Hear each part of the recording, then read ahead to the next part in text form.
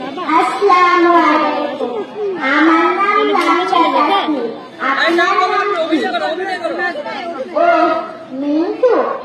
আমি এখানে মাত্র 7-8 দিনের জন্য থাকতে এসেছি। আসলে হয়েছে কি জানেন, আমার ছেলে বাসা শিফটিংয়ের কাজে ব্যস্ত আছে। বাড়িতে দেখভাল করার মতো মানুষ নেই, তাই আমি এখানে থাকতে এসেছি। আমার ছেলে কি করে, মস্ত বড় কোম্পানিতে কাজ করে। আরে আমি তো ভুলেই গেলাম, আমার ছেলের কাছে একবার ফোন করে তো জিজ্ঞেস করে নি ও ঠিক মতো বাসায় পৌঁছাবো কিনা।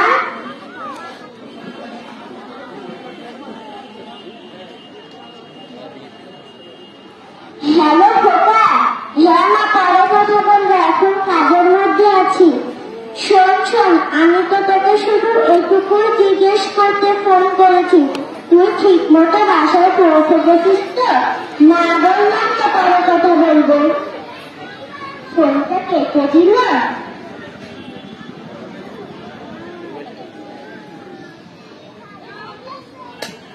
আমার ছেলে বললো কি পরে কথা বলবে, তাই বলে ফোনটা কেটে দিল।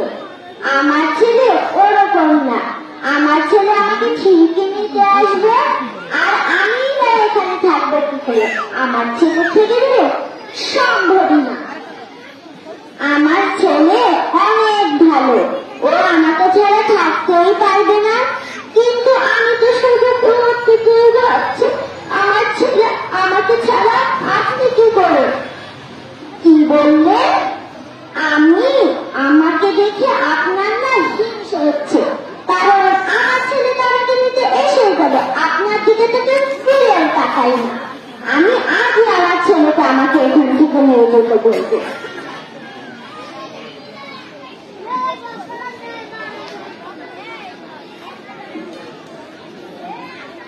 হ্যালো খোকা।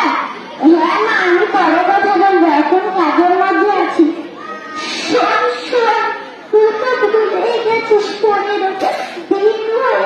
তুই আমাকে এখনো নিতে এলে না। মা, বাসায় কিছু জিনিস করা বাকি আছে, তাই আমি তোমাকে নিতে যেতে পারছি না। ওগুলো নিয়ে এসে তোমাকে আমি নিতে যাবো।